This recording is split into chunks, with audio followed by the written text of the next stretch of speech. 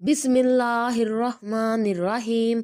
अस्सलामुअलैकुम वरहमतुल्लाहि वबरकातुहू। नाजरीन, आज का हमारा मौजू रिज़्क़ के दरवाज़ों के बारे में है। रिज़्क़ के दरवाजे कितने हैं और इनकी चाबियां कहाँ हैं? जो लोग रिज़्क़ की कमी की वजह से परेशान हैं, आज के बाद इंशाअल्लाह ये मसला हल हो जाएगा। नाजरीन, अल्लाह ताला ने रिज़्क़ के 16 दरवाजे मुकर्रर किए हैं और इसकी चाबियां भी बनाई हैं। जिसने भी ये चाबियां हासिल कर ली वो कभी तंगदस्त नहीं रहेगा। पहला दरवाज़ा नमाज है। जो लोग नमाज नहीं पढ़ते इनके रिज़्क़ से बरकत उठा दी जाती है। वो पैसा होने के बावजूद भी परेशान रहते हैं। दूसरा दरवाज़ा अस्तगफार है। जो इंसान ज़्यादा से ज़्यादा अस्तगफार करता है, तौबा करता है, तो इसके रिज़्क़ में इजाफ़ा हो जाता है और अल्लाह रब्बुल इज़्ज़त ऐसी जगह से रिज़्क़ देता है जहाँ से कभी इसने सोचा भी नहीं होता।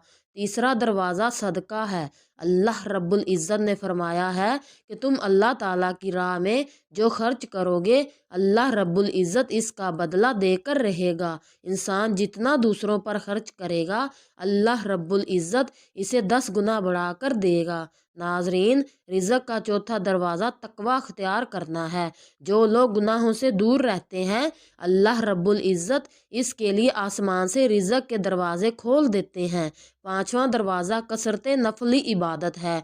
जो लोग ज़्यादा से ज़्यादा नफली इबादत करते हैं अल्लाह रब्बुल इज़्ज़त इन पर तंग दस्ती के दरवाजे बंद कर देते हैं। अल्लाह पाक कहता है कि अगर तू इबादत में कसरत नहीं करेगा तो मैं तुझे दुनिया के कामों में उलझा दूंगा। कुछ लोग सुन्नतों और फ़र्ज पर ही तवज्जो देते हैं, नफल छोड़ देते हैं, जिससे रिज़्क़ में तंगी होती है। छठा दरवाज़ा हज और उम्रा की कसरत करना। नाजरीन, हदीस में आता है कि हज और उम्रा गुनाहों और तंग दस्ती को इस तरह से दूर करते हैं जिस तरह आग की भट्टी सोना चांदी की मैल दूर कर देती है। सातवां दरवाज़ा रिश्तेदारों के साथ अच्छे सलूक से पेश आना है।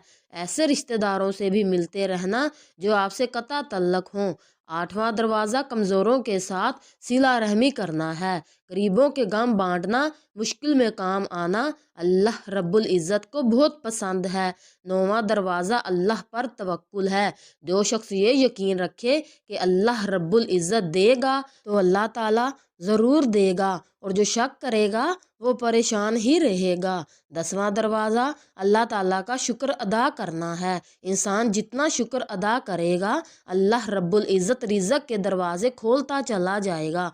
11वां दरवाज़ा है घर में मुस्कुराकर दाखिल होना। मुस्कुराकर दाखिल होना सुन्नत भी है। नाजरीन, हदीस में आता है कि नबी करीम सल्लल्लाहु अलैहि वसल्लम ने फरमाया कि अल्लाह रब्बुल इज़्ज़त फरमाते हैं रिज़्क़ बढ़ा दूंगा जो शख्स घर में दाखिल हो और मुस्कुराकर सलाम करे। 12वां दरवाज़ा माँ बाप की फर्मा बरदारी करना है। ऐसे शख्स पर रिज़्क़ कभी तंग नहीं होता। 13वां दरवाज़ा हर वक्त बावजू रहना है। जो शख्स हर वक्त नेक नीति के साथ बावजू रहे तो इसके रिज़्क़ में कमी नहीं होती।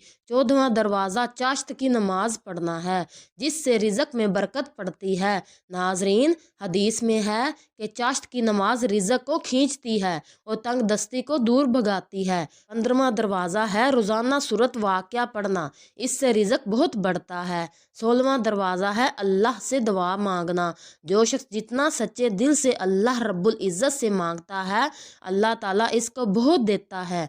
बेशक नाजरीन, हमारा ये पैगाम आपको अच्छा लगा हो तो हमारे चैनल को सब्सक्राइब करें और लाइक करें।